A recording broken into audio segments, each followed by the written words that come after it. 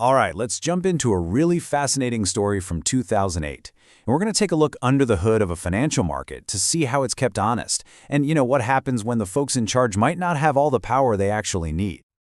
It's a huge question, right? How do you really know a stock market is playing fair? As an investor, you're putting your trust and your money into the system. But who's making sure that system is even trustworthy to begin with? Well, that's where the market regulators come in. They're basically the referees of the financial world. So, to see how well Thailand's market was being refereed back then, a team from the International Monetary Fund, the IMF, came in to do a kind of financial health check. And, well, what they found was a system with a pretty strong heart, but some, let's say, serious questions about its immune response. The results were definitely a mixed bag. So, what does a financial health check even look at? Basically, the IMF's team came in and measured up Thailand's market rules and the folks enforcing them against international standards. And the main patient in this checkup was the market's guardian, the Securities and Exchange Commission, or the SEC.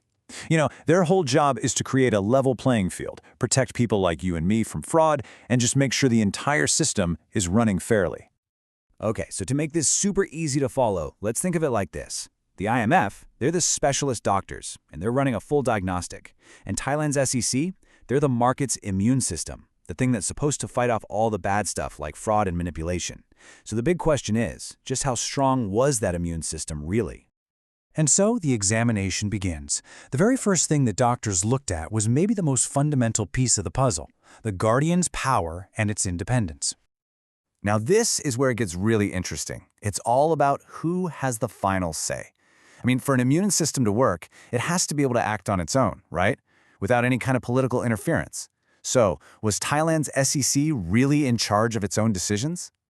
And this slide, wow, it just lays out the core problem perfectly. On one side, you have the SEC doing all the legwork, reviewing applications, doing investigations, recommending what to do. But when it came to key decisions, like giving a license to a new brokerage firm, the final sign-off didn't come from them. Nope. It came from the Minister of Finance, who also happened to be the chairman of the SEC's board. The report spelled it out. The minister didn't just have the final say, the law literally gave them overall supervision and control. And this had real consequences. For years, there was a policy that just blocked any new brokerage licenses. The idea was to protect the profits of the firms that were already there, which, really looks like putting business interests ahead of a competitive market. So in the end, the IMF's official grade for the SEC's independence was partly implemented. The doctors were clearly worried, because if the market's guardian isn't truly independent, its decisions could be swayed by politics or powerful companies instead of what's best for the market itself.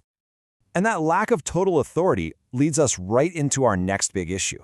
If the guardian's power is already a little shaky, what about its ability to actually punish people who break the rules? Okay, so the authority situation is, let's just say, messy. But you'd think the SEC could still police the market, right? Well, this is where the IMF's examination found a huge problem with its enforcement tools. It was kind of like having a sheriff who could spot a crime, but then had to ask a bunch of other people for permission before they could even think about making an arrest.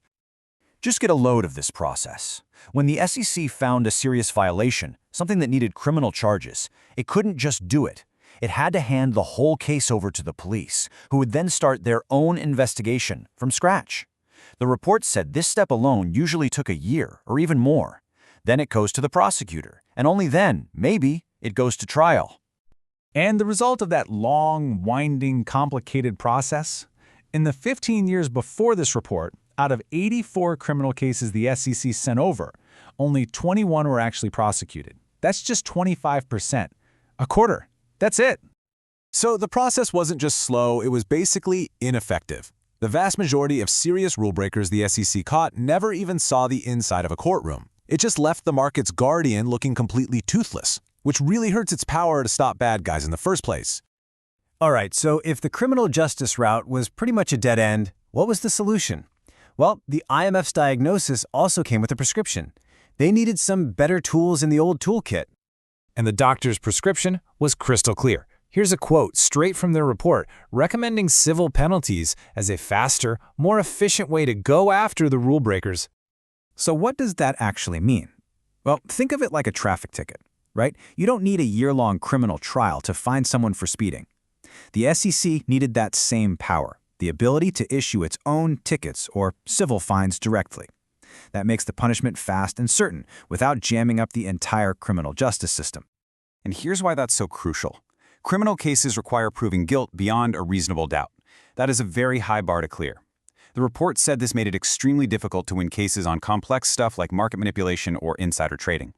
Civil cases, on the other hand, have a lower standard of proof, which just makes them a much more practical weapon for market regulator. Okay, so after checking the Guardian's authority and its enforcement powers, what was the IMF's final diagnosis? What was the bottom line on the health of Thailand's market regulation? Here's the final report card. On paper, the rules to protect investors, they were actually good. But, and this is a big but, the SEC's independence needs improvement. And its power to actually enforce the rules, major concern. So you've got a great rule book, but the referee has their hands tied behind their back. So the IMF wrote a pretty clear prescription to get the market's health back on track. First, give the SEC the final say on licensing. Make it independent.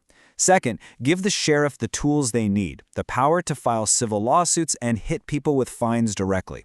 And finally, sharpen up the laws to make it easier to go after those complex crimes.